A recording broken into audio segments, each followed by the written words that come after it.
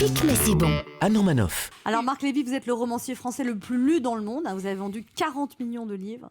40 millions, c'est autant que des lecteurs français ou de pizzas que j'ai mangé dans ma vie.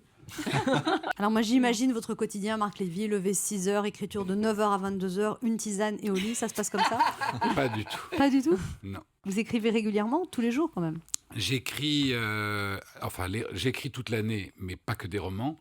Et quand je suis en période d'écriture d'un roman, effectivement, c'est 11 heures par jour, hein, Ouais. 7 jours sur 7. Vous faites rien d'autre?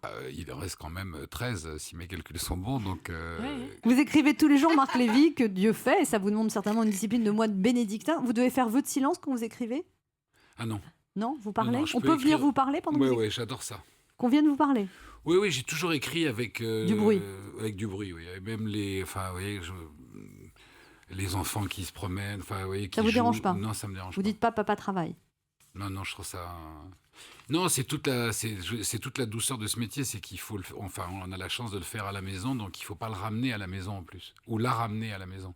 Enfin, les deux accords fonctionnent pour ceux qui voudraient faire une. Enfin, vous aimez bien travailler dans le bruit, parce qu'il y en a, ils aiment bien aller dans leur maison de campagne, tout seul. Vous, c'est à New York, avec les enfants. Non, c'est pas ça. C'est qu'en fait, au moment où on écrit, assez étrangement, c'est un peu comme le Grand Bleu. De toute façon, vous descendez, il y a une espèce de buse, et hop, vous descendez dans un monde imaginaire. Et une fois que vous êtes dedans, il peut y avoir un gigantesque bordel autour de soi. Donc en fait, les enfants crient, ils tombent, vous en occupez pas, vous êtes dans votre monde. C'est un père indigne. Geste approbateur. S'il tombe, surtout s'il tombe, c'est le moment idéal où on peut dire mais j'avais pas entendu. Je suis désolé, j'avais pas entendu. Quand on a autant de lecteurs, Marc Lévy, c'est que vos livres se dévorent sur la plage du mois de juillet, entre le pain bagnat et le chouchou, sur un transat devant la piscine, dans un le train de métro. départ, dans le métro, pendant le vol du retour. Quand on rouvre vos livres, Marc Lévy, à la maison, souvent on y retrouve du sable entre les pages, de la crème solaire, quelques taches de Nutella, du ketchup. Oui. Ça sent vachement le vécu. Anne. Est-ce que vous avez déjà vu des lecteurs en train de vous lire, Marc Lévy? Très peu. Très peu. Non, très peu, parce que il y a 10-12 ans, j'étais sur une plage avec un copain et très content, il me dit « Regardez, la fille à côté, elle est en train de lire ton livre ». Et au moment où il dit ça, elle pose le livre et elle s'endort. Ça m'a miné pour le reste de l'après-midi. Et je lui ai demandé d'ailleurs s'il l'avait payé pour faire ça, juste pour m'énerver. Et non, ça m'est arrivé. J'ai déjà raconté l'histoire, mais j'ai une copine de lycée que j'avais pas eue depuis 30 ans, que j'ai croisée dans un train, et elle avait un de mes bouquins à la main, et on s'est reconnus, et elle m'a dit « Qu'est-ce que tu fais dans la vie ?»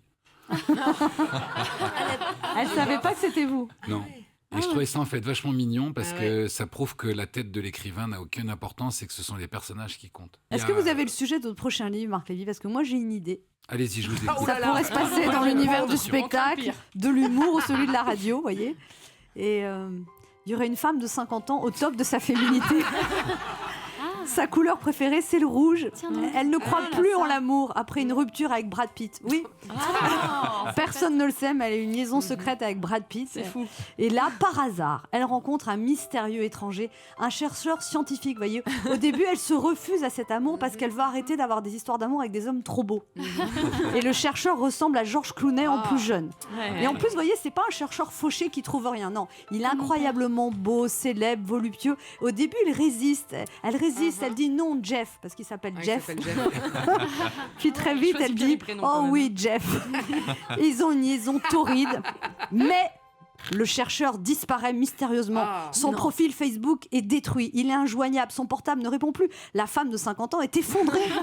Elle ne sait pas si le chercheur a été capturé par des puissances étrangères car il était sur le point de découvrir un vaccin contre un virus très répandu, la connerie, ou bien si le chercheur l'a tout simplement largué. Alors elle part chercher le chercheur, mais va-t-elle le retrouver? Réponse dans 450 pages. Quand elle le retrouve, elle ne trouve pas ce qu'elle cherche, mais va-t-elle comprendre qu'elle vient de trouver ce qu'elle cherchait et que c'était elle qui cherchait sans arriver à la trouver? C'est pas mal. Franchement, ça se tient. Vous devriez l'écrire, Anne. Alors qu'est-ce que vous en pensez, Marc Lévy? Moi, je pense que si avec ça, vous rentrez pas dans le Bah ouais. top 10, c'est vraiment, il n'y a pas de justice. Non, c'est une belle Non, histoire. c'est une belle histoire. Alors- Et vous avez un don du pitch qui est. Ah oui. Ah oui. Ah oui. Alors moi, justement, si vous avez besoin de passer du temps à mes côtés pour m'étudier, Marc Lévy, il n'y a pas de souci. Hein, Je le note. si vous voulez que je vous aide à dépenser vos droits d'auteur, j'ai plein d'idées. Je le note aussi. Si vous avez un copain dans votre genre, mais libre, présentez-le moi. D'accord. J'étais en train de chercher.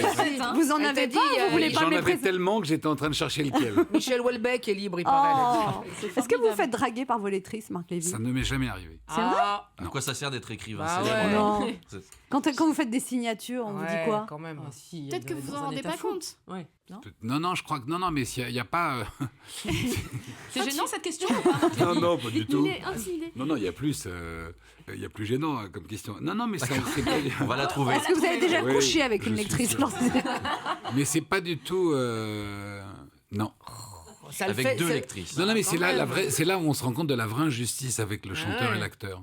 Ah, Ouais. D'accord. vous Parce pensez que- qu'un écrivain se fait moins draguer qu'un chanteur? Beaucoup moins. Ah non, c'est En pas tout cas, vrai. moi. Oh, si. Est-ce que Ah c'est non, pas- mais moi j'ai déjà Ça été le dans fait des auprès salons des du femmes, livre, j'ai ouais. pas avec vous, mais j'ai déjà vu des femmes.